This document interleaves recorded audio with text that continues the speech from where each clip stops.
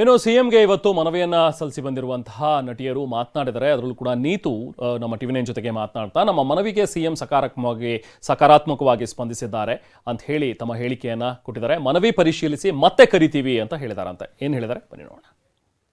ಕನ್ನಡ ಚಿತ್ರರಂಗದ ಫೈರ್ ನಿಯೋಗ ಇವತ್ತು ಮಾನ್ಯ ಮುಖ್ಯಮಂತ್ರಿಗಳನ್ನ ಭೇಟಿಯಾಗಿದೆ. ಈ ವಿಚಾರವಾಗಿ ಮಾತಾಡಲಿಕ್ಕೆ ನಟಿ ನೀತು ಶೆಟ್ಟಿ ಅವರು ನಮ್ಮ ಜೊತೆ ಇದ್ರೆ ನೇರವಾಗಿ ಅವರನ್ನ ಮಾತಾಡ್ತೀನಿ. ಮೇಡಮ್, ಫೈರ್ ನಿಯೋಗ ಮುಖ್ಯಮಂತ್ರಿಗಳನ್ನ ಭೇಟಿ ಆದ್ರಿ, ಯಾವ ರೀತಿಯಾಗಿ ಸ್ಪಂದಿಸಿದ್ರು ಮುಖ್ಯಮಂತ್ರಿಗಳು, ಏನ್ ನಡೀತು ಒಳಗಡೆ?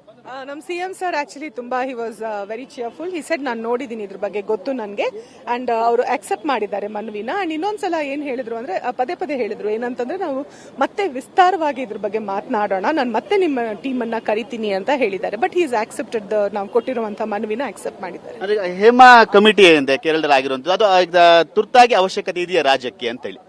ಆಕ್ಚುಲಿ ನಿಮ್ಗೆ ನೆನಪಿದ್ರೆ ನಾವು ಸುಮಾರು ವರ್ಷಗಳಿಂದ ನಾವು ವಾಯ್ಸ್ ರೇಸ್ ಮಾಡ್ತಾನೆ ಇದ್ದೀವಿ.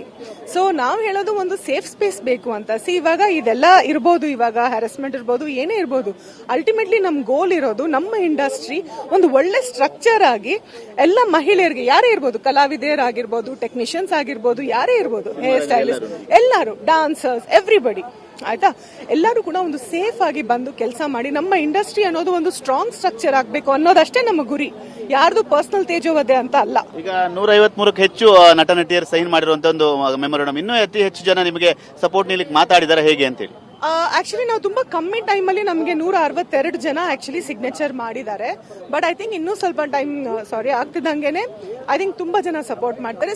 ಸಿಂಪಲ್ ಆಯ್ತಾ, ಇವಾಗ ಯಾವುದೇ ಒಂದು ಚಿಕ್ಕ ಅಂಗಡಿ ಇಡಬೇಕಂದ್ರೂ ಕೂಡ ಯಾರಾದ್ರೂ ಬಂದು ನೀವು ಇದು ಮಾಡಿದ್ರೆ ಮಾತ್ರ ನಾವ್ ಹಿಂಗ್ ಮಾಡ್ತೀವಿ ಅಂತಂದ್ರೆ ಹೇಗಿರುತ್ತೆ? ಅದು ಚೆನ್ನಾಗಿರೋದಿಲ್ಲ.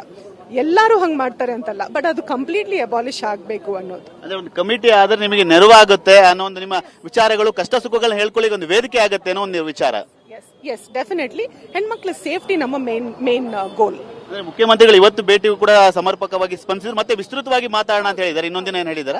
ಹೌದು, ಡೆಫಿನೆಟ್ಲಿ ಅವರು ಚೇತನ್ ಅವ್ರಿಗೆ ಹೇಳಿದ್ದಾರೆ ಏನಂದ್ರೆ ಫೈರ್ ಟೀಮ್ ಅವ್ರನ್ನ ಮತ್ತೆ ನಾವು ಕರಿತೀವಿ, ಮತ್ತೆ ಇದ್ರ ಬಗ್ಗೆ ನಾವು ಡೀಟೇಲ್ ಆಗಿ ಮಾತಾಡ್ತೀವಿ ಅಂತ ಹೇಳಿದ್ದಾರೆ. ಇದಿಷ್ಟು ನಟಿ ನೀತಾ ಅವರ ಮತ್ತೆ. ಯಾಕೆಂದ್ರೆ ಮುಖ್ಯಮಂತ್ರಿಗಳು ಕೂಡ ಇವತ್ತು ನಾವು ನಿಯೋಗ ಏನ್ ಭೇಟಿ ಮಾಡಿದ್ವಿ, ಸಮರ್ಪಕವಾಗಿ ಸ್ಪಂದಿಸಿದ್ದಾರೆ. ಅದೇ ರೀತಿಯಾಗಿ ಮುಂದಿನ ದಿನಗಳಲ್ಲೂ ಕೂಡ ಇದರ ಬಗ್ಗೆ ವಿಸ್ತೃತವಾಗಿ ಮಾತಾಡೋಣ ಅನ್ನೋ ಮಾತುಗಳು ಕೂಡ ಹೇಳಿದ್ದಾರೆ. ಯಾಕೆಂದ್ರೆ ಈ ರೀತಿಯಾದ ಒಂದು ನಿಯೋಗ ಏನಿದೆ, ಹೇಮಾ ಕಮಿಟಿ ಆದಂತಹ ಒಂದು ನಿಯೋಗ ಏನಿದೆ, ಅದು ಕಮಿಟಿ ಏನಿದೆ, ಆ ತರ ಒಂದು ಕಮಿಟಿ ನಮ್ಮ ರಾಜ್ಯದಲ್ಲಿ ಆಗಬೇಕಾಗುತ್ತೆ. ಯಾಕೆಂದ್ರೆ ನಮ್ಮ ಪರವಾಗಿ ಧ್ವನಿ ಎತ್ತಲಿಕ್ಕೆ, ನಮ್ಮ ಕಷ್ಟ ಸುಖಗಳನ್ನ ಹೇಳ್ಕೊಳ್ಳಿಕ್ಕೆ ಕಮಿಟಿ ಅವಶ್ಯಕತೆ ಇದೆ.